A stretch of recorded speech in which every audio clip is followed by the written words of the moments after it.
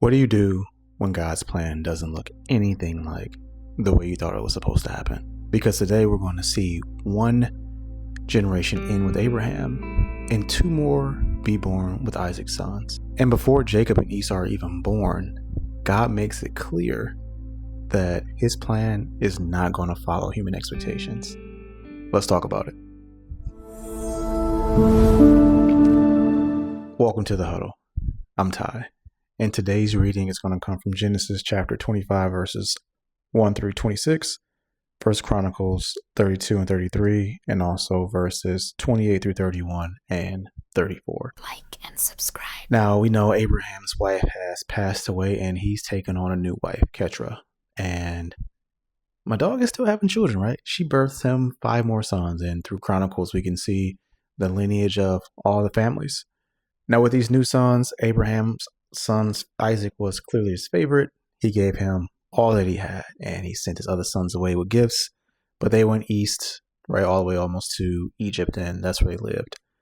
Now, Abraham is getting older, and unfortunately, after he lived a very good life, passed away at 175 years old. Now, remember, Ishmael had a covenant with God as well, right, a promise, right? He bore 12 nations, but also he let them know that, they're going to spend their lives, unfortunately, fighting against each other. Now, Isaac is praying, right? Rebecca is childless at this point, and God answers his prayers. 2 babies, right? Twins. But Rebecca, it's all in here is not feeling right. She's like, these dudes in here fighting. I don't know what's going on, God. What is happening? And he lets her know that there are 2 nations inside of you. Not only are there 2 nations, we're going to change this whole thing up because the older one will serve the young. And they came out and Esau was born first, and they say that he was hairy, right? He's red. That's where he got his name from. And then Jacob came second. And I thought Jacob's name was interesting because it's a Hebrew idiom for he deceives. Like and subscribe. Now, this was a shorter reading today, but as always, it left me with some questions because I feel like when we read, there are pieces missing, right? Obviously, we're getting the cliff notes of somebody's life, the things that God wanted us to know that he felt were important. But I wonder what Isaac's brothers felt like, right? It's like, hey, here's my dad. He's blessed. He is the man, right? Everybody knows who my dad is.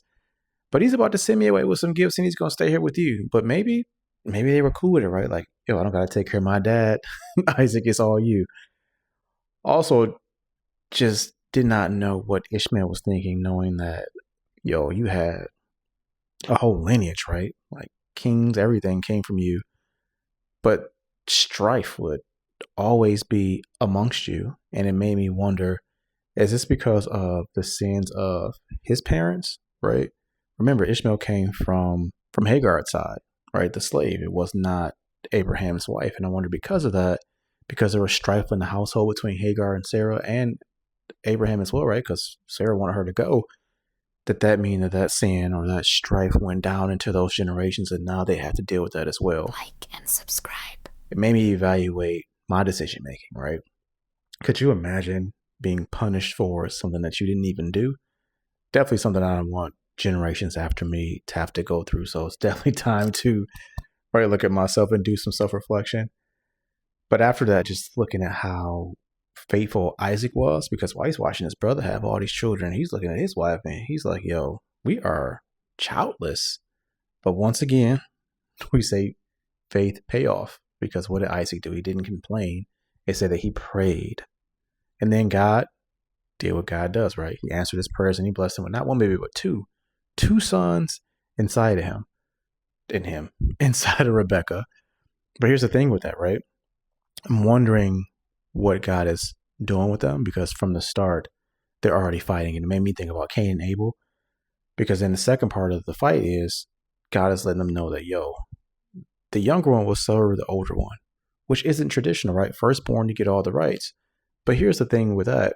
In the cliff notes I have a study Bible that's sitting over here, and it shows Jacob's name and what the meaning is. And I thought it was interesting that Jacob has the name he deceives, right? So from the start, he has a meaning to his name that doesn't sound it doesn't sound real godly, but I guess we'll have to go into day 9 and find out what that's all about when we read further.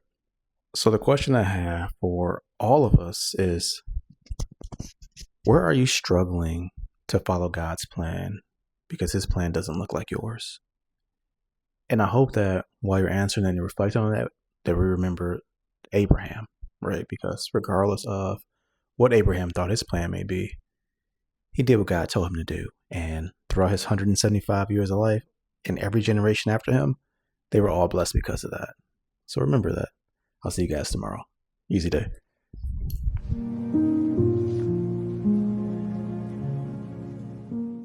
Like and subscribe.